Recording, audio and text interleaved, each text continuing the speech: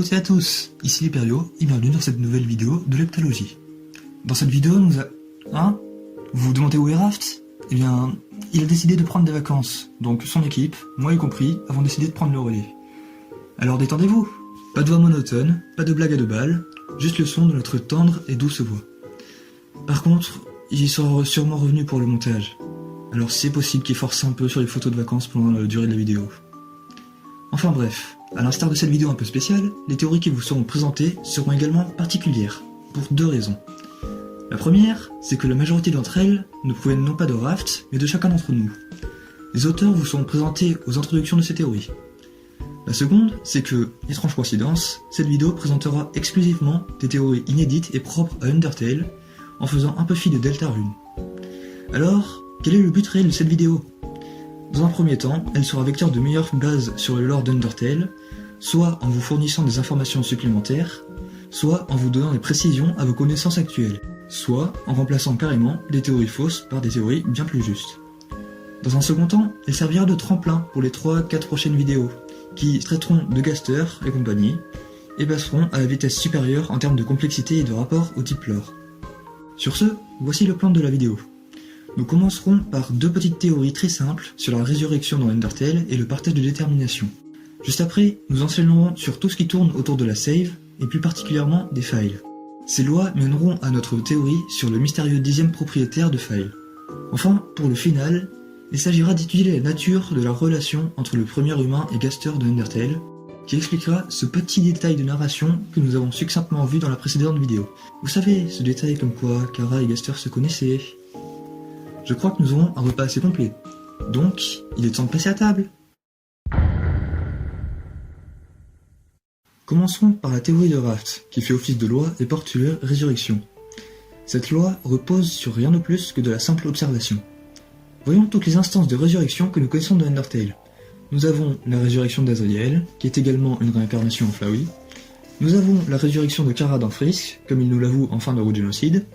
Nous avons la résurrection des 6 âmes humaines dans Photoshop Flowey en route neutre. Et nous avons la résurrection de quasiment tout l'Underground en route pacifiste.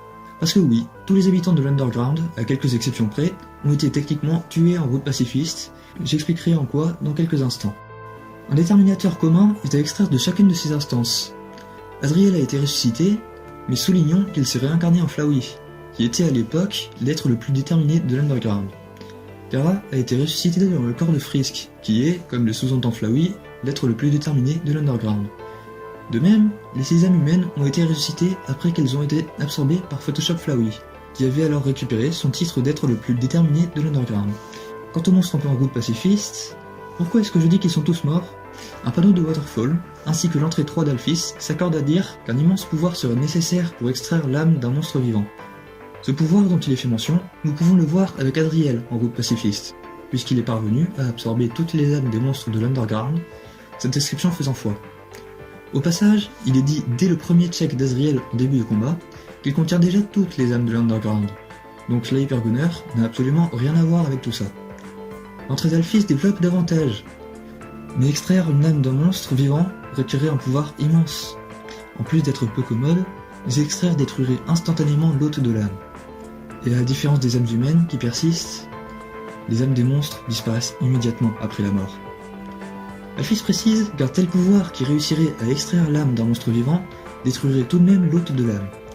Aussi, tous les monstres dont les âmes ont été extirpées et absorbées par Azriel ont été tués par la même occasion. Pourtant, suite au combat contre Azriel, ces monstres semblent tous vivants et indemnes.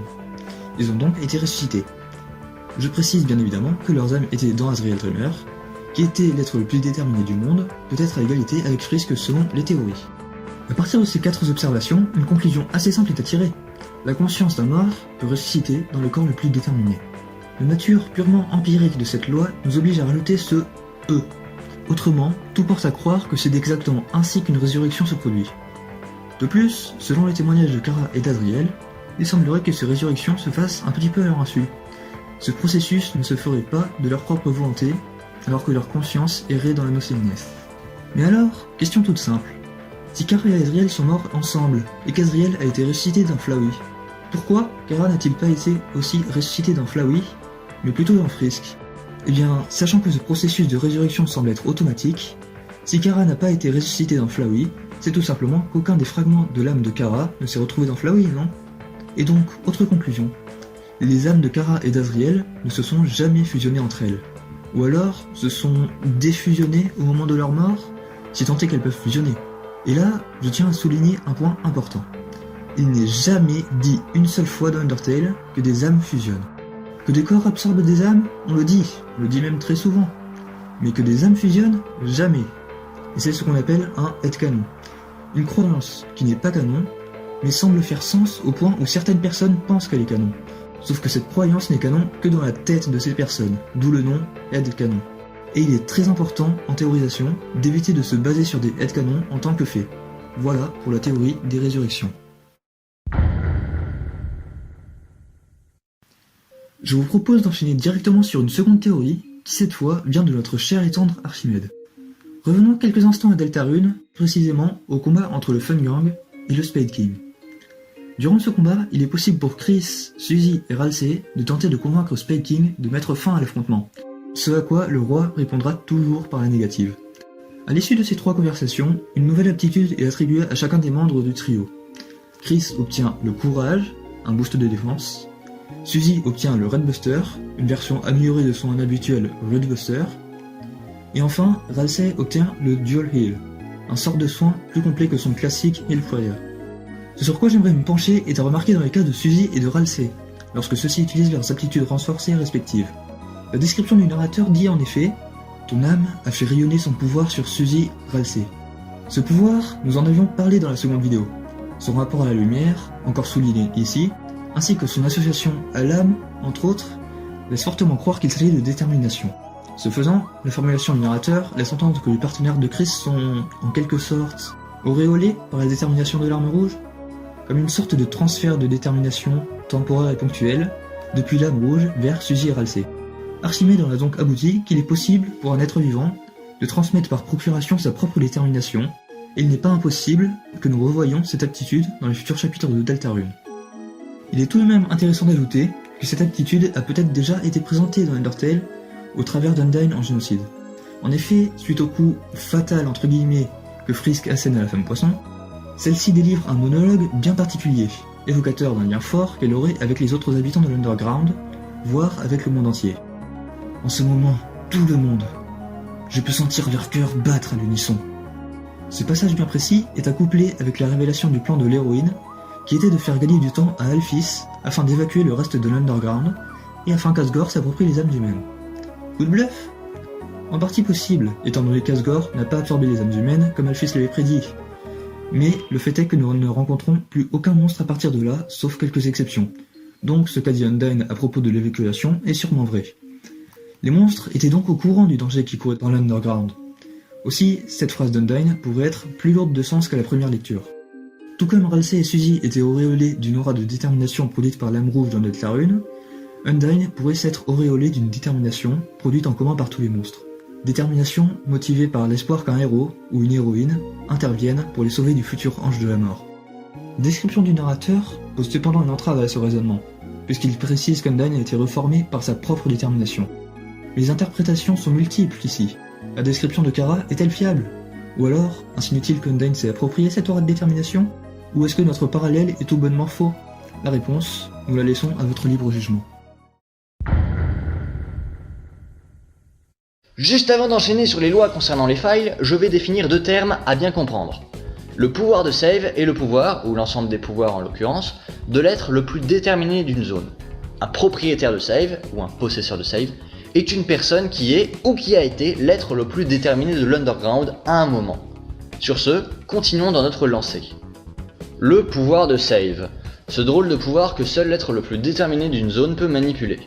En parlant de pouvoir de save, il y a en réalité au moins 3 aptitudes, compétences ou capacités, nommez-les comme vous le voulez, comprises dans un même pack. Nous avons donc le load, ou le reload, qui rembobine le monde à son état lors du dernier save point. Nous avons également le reset, qui lui rembobine le monde à son état au moment où l'on a obtenu la save. Le reset a d'autres particularités, mais nous les traiterons dans la vidéo bonus. Et enfin, la dernière et la plus évidente, la save.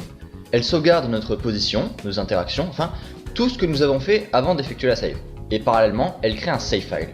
exactement comme une sauvegarde dans un jeu vidéo en fait.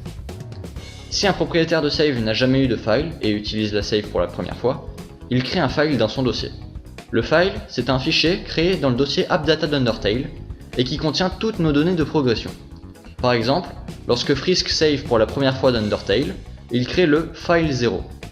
Tant que Frisk ne fait pas de sauvegarde, le file 0 n'apparaîtra jamais dans le dossier, sauf pour l'exception d'Adriel que Raft a expliqué dans le tweet longueur rattaché à la troisième vidéo, et qui en somme s'apparente plus à un cas particulier qu'à une véritable exception.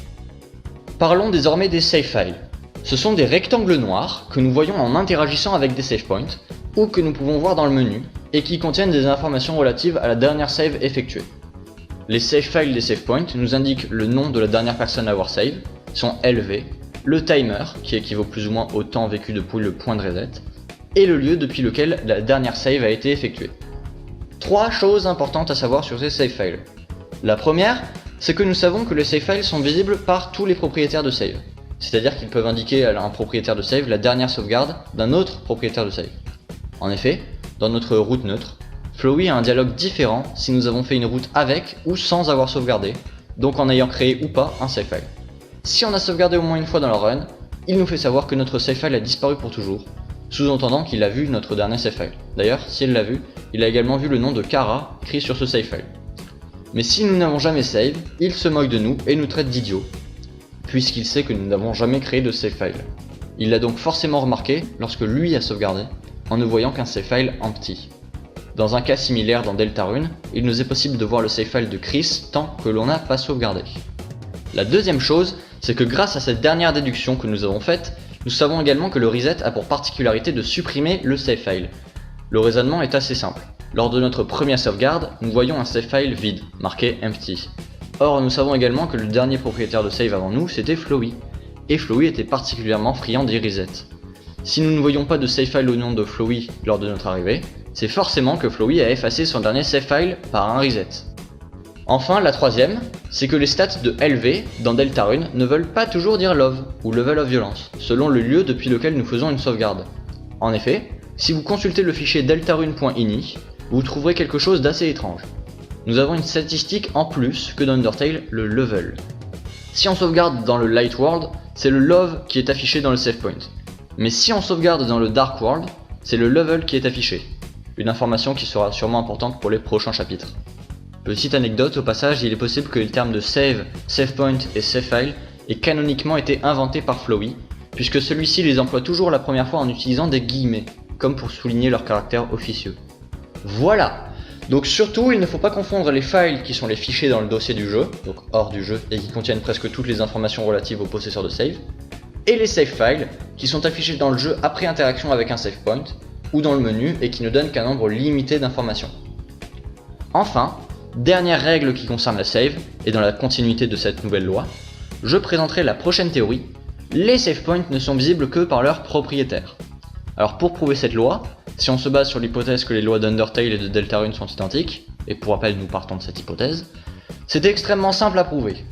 Il suffit de se référer à la description du premier save point avec lequel nous interagissons dans Deltarune, et qui dit « la lumière que seul vous pouvez voir ». Cependant, nous avons été confrontés à quelques réticences, comme quoi Deltarune, c'est pas Undertale, et que par conséquent on ne peut pas affirmer avec certitude que les save points ne sont visibles que par leurs propriétaires dans Undertale. C'est vrai, alors je vais jouer le jeu et essayer de le prouver autrement, en 3 points, tous tirés d'Undertale. Le premier, c'est tout bête mais ça reste pertinent, c'est que personne dans l'Underground ne fait mention de nos save points, pas même Flowey. Alors oui, c'est la preuve du non-dit, et comme Raft l'avait dit dans la seconde vidéo, ça ne constitue pas un argument lorsqu'il est utilisé seul. Mais comme j'ai d'autres arguments, je peux me permettre de l'avancer, surtout qu'il reste quand même assez important dans ce contexte. Le second, c'est un monologue que l'on peut trouver dans une Echo Flower, et qui dit, je cite, « Il y a longtemps, les monstres chuchotaient leurs souhaits aux étoiles dans le ciel, si vous y croyez de tout votre cœur, votre souhait se réaliserait. Maintenant, tout ce que nous avons, ce sont ces pierres étincelantes sur le plafond. » Le monstre qui a murmuré ce qui ne ressemble pas du tout à de l'exposition raconte que ceux qui se rapprochent le plus des étoiles dans le ciel, ce sont ces pierres brillantes au plafond. Alors que, vous le reconnaîtrez, quand on voit un save point pour la première fois, la première dénomination qui nous viendrait à l'esprit serait une étoile. Donc, il semblerait bien que ce monstre n'ait jamais vu de save point. Et par extension, puisque ce que dit ce monstre n'est pas du tout de l'exposition, on peut l'appliquer à tous les monstres, comme par exemple ce monstre qui n'a aucune idée de ce qu'est une étoile. Et enfin, mon troisième argument est le suivant. Si nous partons de l'hypothèse que les save points étaient visibles par tout le monde, alors ça ferait d'Alphys une bien piètre scientifique. Vous ne voyez pas pourquoi? C'est pourtant très simple. Nous avons vu dans la première vidéo que Flowey avait un save point à son point de reset. On parle bien d'un save point, inhérent à Flowey, donc apparu seulement à l'époque où Flowey avait la save, à ne pas confondre avec le save point de Frisk, qui lui se trouve en haut du jardin. Ce save point de Flowey a disparu parce que ce ne sont plus ces save points qui apparaissent, mais les nôtres, ceux qu'on crée avec notre détermination. Voilà donc pourquoi je dis qu'Alphys serait une piètre scientifique. Eh bien parce que l'entrée 18 qu'elle a écrite lorsqu'elle a remarqué l'absence de la fleur test qu'elle avait replantée, dit « La fleur a disparu ». Et c'est tout, rien de plus. Nous serons donc, je l'espère, unanimement d'accord pour dire qu'Alphys était en plein contexte de découverte lorsqu'elle a remarqué la disparition de la fleur. Et en contexte de découverte, la méthode scientifique qui prime avant toute est l'observation. Donc si les save points sont visibles par tout le monde, Alphys aurait dû remarquer que la disparition de Flowey était suppléée par l'apparition d'un save point au même endroit. Et comme elle ne l'a pas noté dans son entrée, soit Alphys est donc une très mauvaise scientifique de par l'aberration scientifique qu'elle vient de faire, conclusion que je vais bien évidemment éviter, soit notre hypothèse de départ est fausse, et les save points ne sont donc pas visibles par tout le monde. Je peux désormais enchaîner avec la théorie qui répond à un mystère sur lequel très peu de théoriciens se sont sérieusement penchés, le mystère du 10e possesseur de save dans l'Underground, dont la théorie qui vous sera proposée a été conçue par Kumatora et Undertias. Je vous la présente. Dans notre dossier Undertale, nous pouvons canoniquement avoir jusqu'à 3 files, file 0, file 8 et file 9. Le file 0 est logiquement le file du tout premier possesseur de save dans l'Underground. Le file 8 apparaît dès lors que Flowey nous subtilise notre pouvoir de save en absorbant les 6 âmes humaines. Flowey est donc le possesseur du file 8. Par déduction, le file 9 appartient à celui qui a obtenu le save juste après Flowey, et cette personne c'est nous, Frisk. Frisk est donc le possesseur du file 9. Du file 0 au file 9, il y a 10 files. Et nous connaissons beaucoup de possesseurs de save jusqu'à Frisk, de par les humains tombés dans l'Underground, qui en ont en théorie eu chacun un. On le sait grâce à Toriel qui peut avouer à Frisk qu'elle a déjà eu des impressions de déjà-vu avec les autres humains, et ces impressions de déjà-vu ne se manifestent que dès lors qu'un reset ou un reload ont été activés, pouvoirs qui ne peuvent être utilisés que par un possesseur de save. Il y a peut-être aussi, même si c'est plus incertain, les hochements de tête d'Asgore si Frisk lui signale qu'il l'a déjà tué, qui pourrait indiquer qu'il est conscient de cette aptitude des humains. Ainsi, nous pouvons avoir parmi les possesseurs de save tous les humains de l'Underground, à savoir Kara, Chris Patience, Bravoure, Intégrité, Persévérance, Gentillesse, Justice et Frisk. On ajoute Flowey et ça nous fait un total de 9. Pas 10. Donc il nous manque un dernier possesseur de save qu'il nous faut découvrir. Voilà donc le fameux mystère du 10e possesseur de save. Et pour ceux qui viennent d'apprendre ce mystère à l'instant, eh bien heureusement pour vous, nous allons le résoudre tout de suite. Cependant, il serait opportun d'évoquer une théorie proposée par une partie de la communauté anglophone, selon laquelle il n'y aurait que 9 possesseurs de save, et le file 0 serait une sorte de fichier monde. Cette théorie a été reprise par les francophones en allant plus loin dans la conclusion, proposant que le file 0 appartiendrait à Gaster. Outre le fait qu'il n'y ait aucune preuve concrète que Gaster ait déjà eu possession de la save, et encore moins que Gaster se trouve quelque part dans Frisk, l'idée de fichier monde ne provenait initialement que d'une nécessité de justifier un 10e file pour seulement 9 possesseurs de save connus. Mais dans les faits, rien ne tend à vérifier cette théorie. Il existe déjà un équivalent de fichier monde dans l'appdata d'Undertale appelé undertale.ini qui sauvegarde des événements indépendamment de notre sauvegarde. A cela, je rajouterai que file 0 fonctionne exactement de la même manière que les files des humains, et contient ni plus ni moins les mêmes informations contenues dans les files 8 et 9. Donc il suffit simplement de trouver un candidat valable qui répond à cette nécessité, pour remplacer cette réponse par défaut entre guillemets. En d'autres termes, n'importe quel candidat valable pour ce 10e possesseur de save sera toujours plus probable grâce au rasoir d'Occam. Reste désormais à l'identifier. Nous savons déjà que Flowey possède de base le file 8 et Frisk le file 9. Lorsque Flowey absorbe les 6 âmes, il intègre à son corps leur conscience et peut alors manipuler leurs files. Voilà pourquoi, sous sa forme Photoshop, il utilise pendant le combat 3 files, le file 2, le file 3 et le file 6, avec un file 4 qui était prévu de base et qui est resté dans le code, mais qui n'apparaît finalement pas pendant le combat. Nous savons donc que les files 2, 3, 4 et 6 appartiennent chacun à un des 6 humains dont l'arme a été absorbée par Flowey.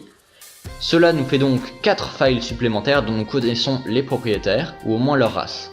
Le possesseur de save inconnu aurait alors soit le file 0, soit le file 1, soit le file 5 ou soit le file 7. Et Kara, avec 2 autres décis humains, se partagerait donc les 3 autres files. Quant à l'identité de notre mystérieux individu, que pouvons-nous déduire? Eh bien, déjà, que ce n'est pas un humain, sinon le problème des monstres ne se poserait même plus et la barrière aurait été détruite depuis bien longtemps. Il s'agit donc d'un Darkner ou d'un monstre très déterminé, surtout pour un monstre. Déterminé à un point où ça en deviendrait même carrément une abomination. Et oui, pour un monstre hyper déterminé, comme Undyne par exemple, une si forte quantité de détermination résulterait forcément en la fonte du monstre et en sa mort. Ou pas, puisque nous connaissons des exceptions à ces destins funestes, en les personnes des Amalgamates, fusion de monstres affectés par de trop grosses doses d'injection de détermination. Flowey était le résultat d'une expérience d'Alphys faite en parallèle à celle des Amalgamates, et l'entrée 12 d'Alphys dit, je cite, « Je vais juste continuer à injecter de la détermination ». Alphys parle ici de ces 2 expériences faites simultanément, Flowey et les monstres qui formeront les futurs Amalgamates. Mais alors si Flowey a obtenu la save à la suite de ces expériences, à combien plus forte raison un Amalgamate aurait pu obtenir la save lorsque Flowey ne l'avait pas encore, c'est-à-dire avant le réveil de Flowey. Et on a un candidat parfait parmi ces Amalgamates, Lemon Bread. Pourquoi Lemon Bread? Parce que Lemon Bread fait ça. Il limite un save point. Et il y a quelques instants, je venais de dire que les save points n'étaient visibles que par leur propriétaire, non? Alors si Lemon Bread nous leurre en imitant un save point, c'est qu'il a déjà vu un save point et qu'il en connaît la mécanique. Et s'il a déjà vu un save point, c'est qu'il a été un possesseur de save. Au passage, Flowey aussi nous leurre avec un faux save point, et on est sûr qu'il s'agit d'un faux save point grâce au code qu'il appelle fake. Donc au-delà du fait qu'ils sont tous les deux les produits des expériences simultanées, ces deux-là nous leurrent de la même manière. Assez étrange, non? Et ce n'est pas tout. Lemon Bread est le seul Amalgamate qui démontre une conscience collective. Par cela j'entends que les monstres qu'il compose semblent penser et agir de la même manière et au même moment, car nous pouvons voir 12 bulles de dialogue sortant les mêmes phrases simultanément. Et petit détail assez intéressant, c'est le seul Amalgamate capable de créer des attaques colorées, c'est-à-dire concentrées en détermination, un indicateur supplémentaire qui le distingue des autres Amalgamates. Donc, de tous les Amalgamates, Lemon Bread est celui qui démontre la plus grande stabilité et le meilleur contrôle, faisant de lui le meilleur candidat parmi les Amalgamates à obtenir la save. Et comme par hasard, c'est le seul qui témoigne d'avoir eu ce pouvoir de save. Ce faisant, Lemon Bread serait logiquement le possesseur de save juste avant Flowey, et juste après le dernier des 6 humains. Il serait donc le propriétaire du file 7. Et oh, comble de chance, le file 7 est un file qui n'est pas occupé.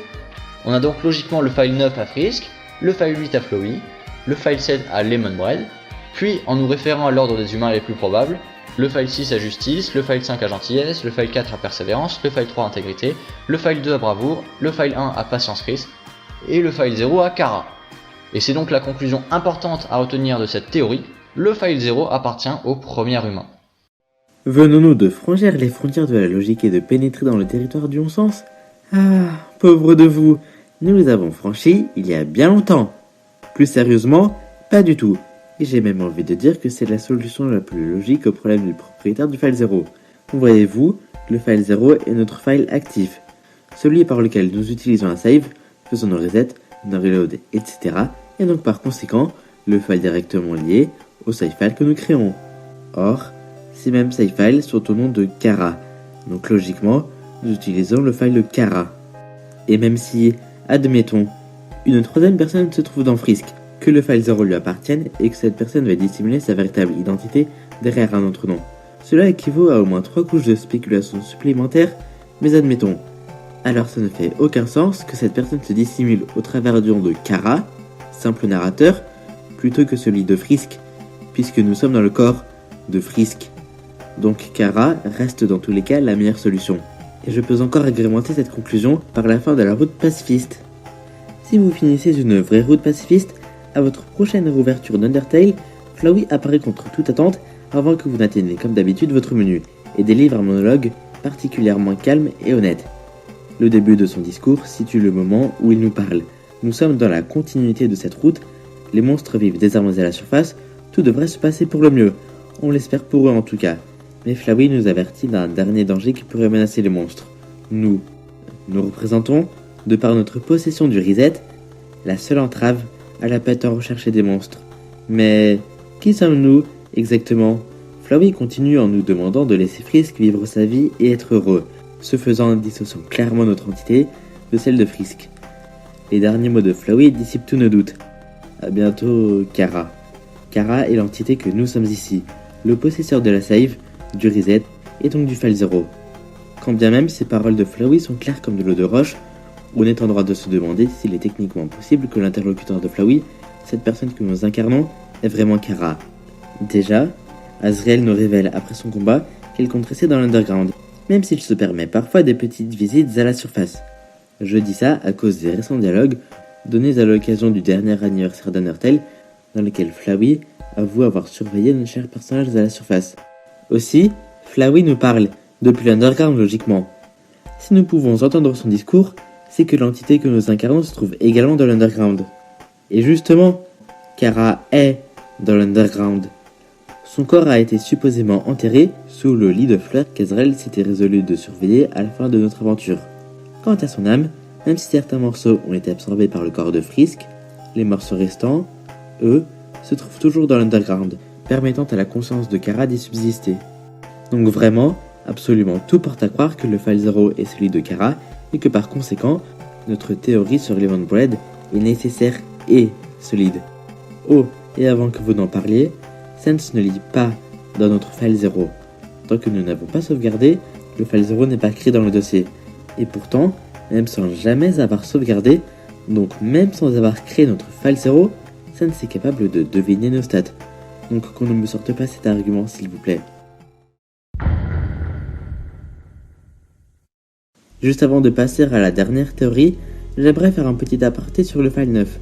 Ce type de file est ce qu'on appelle dans le jargon un fichier de sauvegarde temporaire, ou temp save. Son utilisation est assez différente des autres files, puisque celui-ci sauvegarde automatiquement toute progression effectuée à l'instant. Si vous venez de résoudre une énigme par exemple, l'information est directement transmise dans le file 9. À partir de ce comportement singulier du file 9, certains théoriciens se sont aventurés à conclure qu'il n'est pas canon. On n'a pas de propriétaire. Bien évidemment, nous ne sommes pas d'accord avec cette conclusion. En effet, cela reviendrait à admettre que le file 9 est une exception, malgré le fait qu'il soit le dernier file d'une série de fichiers identiques, ce qui est, pas vraiment la solution à privilégier. Il est vrai, cependant, que le file 9 mérite questionnement à cause de son fonctionnement bien à lui, et surtout à cause de sa dualité avec le file 0. Seulement, des connaissances basiques en programmation suffisent à comprendre que cette dualité est forcée à cause des obligations de gameplay. Toby Fox a profité de cette dualité de file qui lui était de toute manière imposée pour canoniser ces deux fichiers dans son lore. Nous sommes à vrai dire dans un cas parfait de problème à réponse dualiste et watsonienne.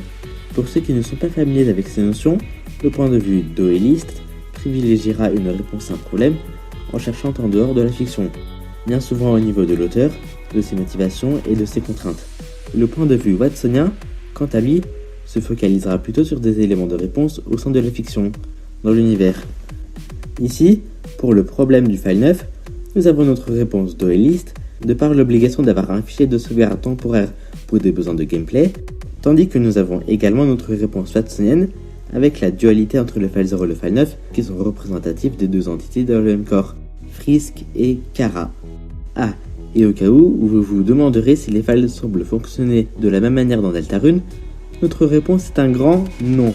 Le fichier de Deltarune est composé au maximum de 7 files et ont un préfixe commun, file ch1, par rapport au nom des files dans Undertale.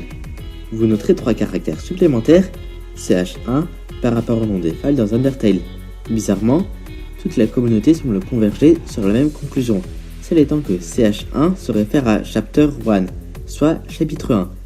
C'est en effet la conclusion la plus logique, et cela impliquerait que nous utiliserions d'autres files pour les autres chapitres. Car tout porte à croire, en tout cas avec les quelques teasers que Toby nous a offerts jusque-là, que nous continuerons à jouer Chris pendant les prochains chapitres. Ce faisant, ces files semblent catégorisées par chapitre, et non pas par personnage. Ces files sont aussi séparées par fichier de sauvegarde.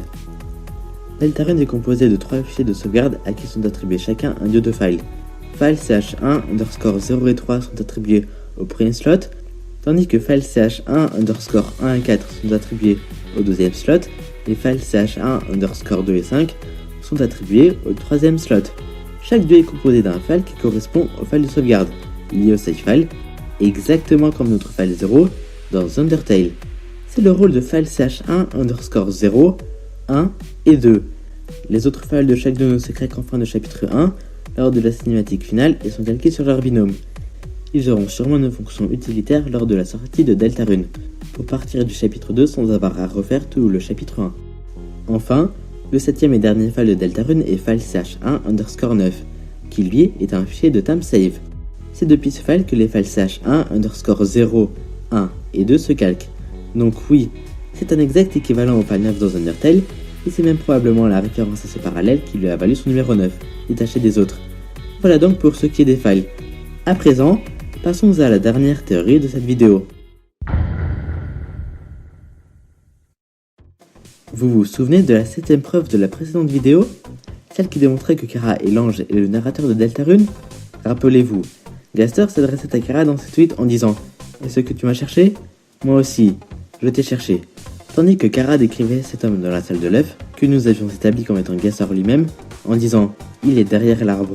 Vous noterez que ces phrases suggèrent que Gaster et Kara se connaissaient déjà dans le passé.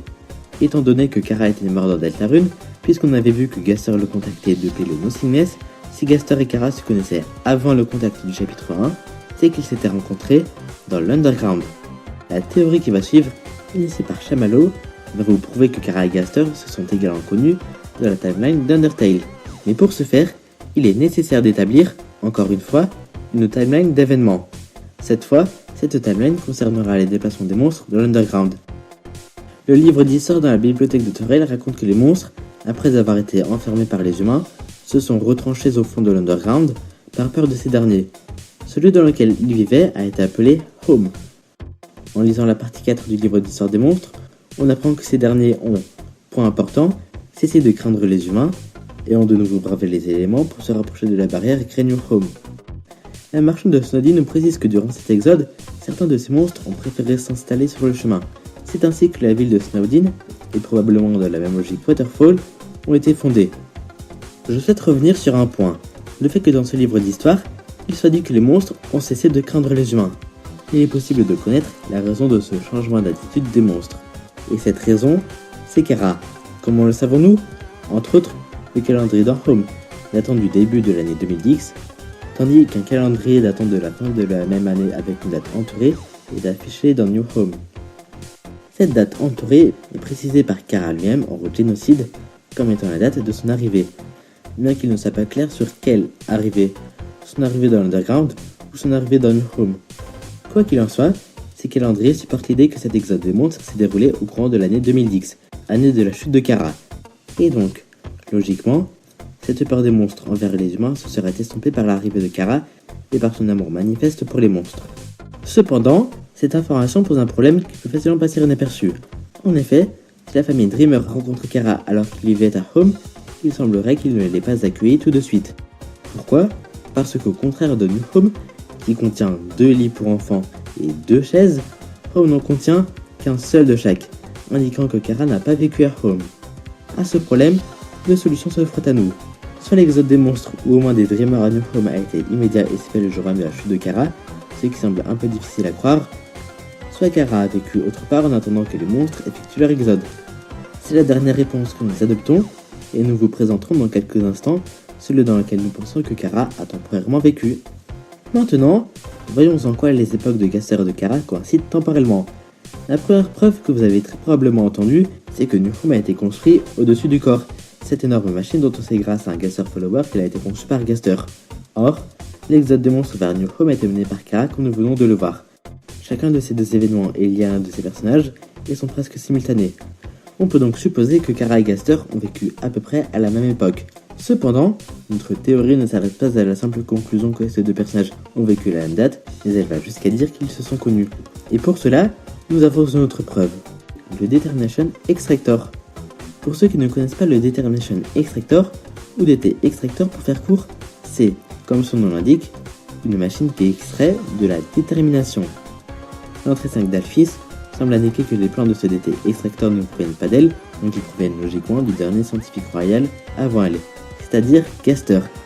Et c'est confirmé avec la théorie Chris égale patience, émise dans toute première vidéo de l'épidémiologie, puisque la détermination de l'âme de Chris a été extraite pour être par la suite réinjectée en lui. Donc un DT Extractor a dû être utilisé. Mais on sait que toutes les histoires de transfert de détermination dans Deltarune ne sont pas l'œuvre d'Alphys, mais, on s'en doute, de Gaster et compagnie. Mais d'où, ou plutôt de qui le DT Extractor peut-il extraire de la détermination au juste? De monstres? D'humains? De Darkners? Voyons cela avec Cario. L'entrée numéro 3 d'Alphys que nous avions vu plus tôt nous dit que si nous essayions d'extraire l'âme d'un monstre vivant, le monstre mourrait immédiatement. Nous avions également vu que ce pouvoir, qui permettrait d'extraire une âme de monstre, est égal ou équivalent à celui d'Azriel ayant absorbé 6 âmes humaines, soit un pouvoir que Gaster ne pouvait pas atteindre avec les ressources de l'époque. Cependant, il existe un type d'âme de monstre un peu particulier, les âmes de boss monster. Contrairement à une âme de monstre normale si je puis dire, une âme de boss monster, je cite, est assez fort pour persister après la mort, pour seulement peu de temps. Peu de temps n'est en réalité qu'une question de secondes si l'on se réfère aux morts de Toriel ou d'Asgore. Alors certes, le DT Extractor aurait pu techniquement être construit pour extraire de la détermination de boss monster, mais il aurait fallu que Gaster ne se trouve pas loin du boss monster lorsqu'il meurt, et suite à la mort de ce boss monster, Gaster aurait eu à peine le temps d'opérer une extraction de détermination. Et on parle de niveau de détermination à l'échelle du monstre, soit vraiment trop peu de détermination pour tenter quoi que ce soit d'efficace ou d'utile. On parle ici d'efficience quasi nulle, donc c'est impossible que Gaster ait conçu les plans du DT Extractor dans l'intention d'extraire de la détermination de boss monster. Sans oublier que les boss monsters que nous connaissons sont tous des membres de la royauté. Pour ce qui est des Darkners, eh bien, on a le même problème d'efficience. Trop peu de détermination pour effectuer quoi que ce soit de praticable. Mais on a aussi un autre problème. C'est tout simplement qu'une machine aussi complexe que le DT Extractor n'est pas du tout nécessaire pour extraire de la détermination des Darkners, puisque la détermination dans leur corps n'est pas protégée par une âme, elle est directement accessible sous forme de fluide. Une simple coupure ferait l'affaire. Il ne reste donc qu'une seule solution viable, les humains. Gaster aurait conçu les plans du DT Extractor dans la perspective d'extraire la détermination d'une âme humaine. Mais on peut toujours se dire qu'il a pu construire le DT Extractor avant l'arrivée de Kara, en espérant qu'un jour un humain tombe, pas vrai? Eh bien, pas vraiment. Il faut savoir que les habitants de l'Underground s'étaient fait une raison depuis bien longtemps. Dans une salle de Waterfall, il est possible de lire sur un panneau « Mais cet endroit maudit n'a ni entrée ni sortie. C'est impossible pour un humain d'arriver ici. Nous resterons enfermés dans ce lieu pour toujours. » Donc oui, l'esprit général des monstres n'était pas très joyeux. Ils étaient certains que voir un humain dans l'Underground serait impossible. Ils vivaient dans une sorte de défaitisme qui n'aurait pu être brisé que par une seule chose. Un fait, un événement, l'arrivée d'un humain dans l'Underground. Et sachant que Kara est le premier humain tombé, les plans du DT Extractor de Gaster n'ont été conçus qu'à partir de la chute de Kara dans l'Underground. La voilà notre preuve que Gaster et Kara se sont connus. Il existe une autre possible preuve que Kara connaît Gaster. Si vous êtes familier avec la théorie de Kara narrateur, vous devriez savoir que c'est Kara qui donne les noms aux nombreux objets de notre inventaire. Certains de ces noms sont volontairement raccourcis par Kara, parfois de manière comique ou ridicule, comme le Spider Donut qui donne Spider Don't, ou encore l'Abandon Kitsch qui donne Abkish. Mais on retrouve un nom plus sérieux dans des contextes particuliers, à savoir les combats contre tous les Dreamers, peu importe la route, et Sans and the Undying en route génocide. Parmi ces cas de noms d'objets raccourcis, il y a justement l'arme de Kara, la dague émoussée. Bien que sa version génocide soit appelée True Knife, sa version neutre et pacifiste est appelée en anglais Worn Dagger. Cependant, surprise, le nom de cette arme dans notre inventaire et en combat n'est jamais entièrement Worn Dagger. En réalité, cette arme a deux écritures différentes. L'écriture courante, celle que nous voyons dans la majorité de notre route, est Worn DG, tandis que l'écriture en Serious Mode est W Dagger. Est-ce que vous remarquez ce que je remarque? Si nous associons ces deux noms et retirons le nom de l'arme, soit Worn Dagger, il ne reste que les lettres W, D et G, les initiales d'un certain scientifique royal. Simple coïncidence ou référence à Gaster totalement volontaire de Kara? Libre à vous d'y répondre. Pour l'instant, tout concorde parfaitement. Reste à comprendre la nature de la relation qu'entretenaient ces deux personnages. Est-ce qu'ils n'étaient que de simples connaissances? Ou étaient-ils plus que ça? Pas de fanfiction bizarre à ce sujet s'il vous plaît. Je pensais plutôt à une relation professionnelle. Un personnage qui pourrait répondre à notre question, c'est Memory Head. Probablement l'amalgamate avec le plus de références à Gaster, et de loin le plus étrange de tous. Comme je n'ai rien à faire de ma vie, je vais vous les citer. On a sa possible référence au fun, on a son nom initial qui contient 6 espaces vides, et inutile de vous rappeler que Gaster et les 6 c'est une grande histoire d'amour. On a l'étrange lien de Memory Head avec notre téléphone, qui pourrait être l'ancien téléphone de Gaster, selon certaines théories. D'ailleurs, dans Deltarune, notre téléphone, dans le Dark World, émet le son du track Must Smile, qui est utilisé dans l'entrée 17 de Gaster. On a les attaques en forme de visage appelées Freak Bullets, qui ressemblent beaucoup à celui du Mystery Man, sprite qu'on associe souvent à Gaster. On a toutes ces impressions de bugs, de glitch et l'Amalgamate, qui font écho à Gaster et à cette drôle de référence partout dans le jeu. Et enfin, on a une des phrases de Memory Head, Lorem Ipsum Docet, qui est une référence au Lorem Ipsum, un texte souvent utilisé pour remplir les textes comme des placeholders. Comme vous le savez, Gaster est l'un des derniers, si ce n'est le dernier important personnage ajouté dans Undertale, presque comme un failure. Un personnage étrange dans les fichiers d'Undertale qu'on peut voir moult fois dans diverses salles inutilisées d'Undertale, et dont on analysera l'une de ces salles dans une prochaine vidéo justement, parle en Windings, et ne prononce que des phrases placeholder. De plus, dans le texte failsafe, une autre forme de placeholder de Deltarune, il existe 3 phrases qui pourraient être une référence soit au Mystery Man, soit au sprite menaçant de Kara. Est-ce une déchirure sur ton visage ou une partie de ton œil? La balafre descend comme si tu pleurais. La douleur elle-même en est la raison. Voilà tout ce qu'on a collecté à propos de Memory Head, et ça fait déjà beaucoup de références à Gaster. Ce que je souhaiterais souligner ici, c'est que cet étrange amalgamate peut nous donner, suite à une certaine action, un item un peu spécial, puisqu'il s'agit d'un morceau de lui-même. Tenez, un autre parallèle avec Gaster. Cet item s'appelle le Bad Memory, ou le mauvais souvenir en français. Étrange jusqu'au bout, son consommable diminue votre HP de 1, sauf lorsque vous avez 3 HP ou moins, où là alors, il remplit votre barre de vie au maximum. A noter également qu'il est impossible de se débarrasser de ce consommable, et qu'il semble même nous poursuivre, parce que si nous tentons de le jeter, il est dit qu'il revient. Ce consommable nous est donc lié personnellement. D'accord, mais à qui appartient ce mauvais souvenir, précisément? Certainement pas à Frisk. Il vient de tomber, et il n'a donc pas encore vraiment d'attache à l'Underground. Surtout d'attache négative quand on suit la route pacifiste. Il s'agit donc des souvenirs de Kara. Cela expliquerait d'ailleurs l'apparente confusion du narrateur dans la description du Bad Memory. Cela peut aussi nous donner une idée quant à l'affection que porterait Kara envers Gaster, et qui serait pas si bonne que ça, semblerait-il. Pourquoi donc de mauvais souvenirs? Qu'est-ce qui aurait pu se passer entre les deux? Pour cela, il faut évoquer un petit paradoxe caché derrière Flowey. Lorsque Kara est mort avec Azrael, son âme s'est brisée, puisqu'elle contenait des propriétés de boss monster. L'âme était devenue alors irrécupérable pour les monstres. Mais qu'on soit bien clair, que son âme se brise ne change en rien le fait que Kara pouvait techniquement toujours posséder son pouvoir de save. C'est exactement pareil pour Frisk, lorsque son âme se brise, il conserve toujours son pouvoir de save. Il reste toujours l'être le plus déterminé de l'Underground. Kara avait donc toujours sa détermination, qui s'avérait être moins élevée que celle de Chris, le second humain tombé dans l'Underground. Ainsi, Kara s'est fait subtiliser son pouvoir de save par Chris, et ainsi de suite avec tous les humains, jusqu'à Lemon Bread, puis Flowey. Flowey, ayant la save, était donc avant l'arrivée de Frisk, l'être le plus déterminé de l'Underground. Mais tout de même pas assez pour dépasser la détermination de l'âme de Frisk. Plus déterminé que Lemon Bread, on peut comprendre si on suppose qu'Elphys avait injecté plus de détermination dans Flowey que dans tous les monstres composant Lemon Bread, ou que l'Amalgamate ait fait des rejets de détermination à cause de son état pas très naturel. Plus de détermination que les 6 autres humains, c'est également logique, puisqu'Elphys a drainé les humains de plusieurs doses de détermination, et qu'il est raisonnable de se dire qu'elle a pu réduire considérablement leur niveau de détermination, de telle sorte que Flowey les dépasse.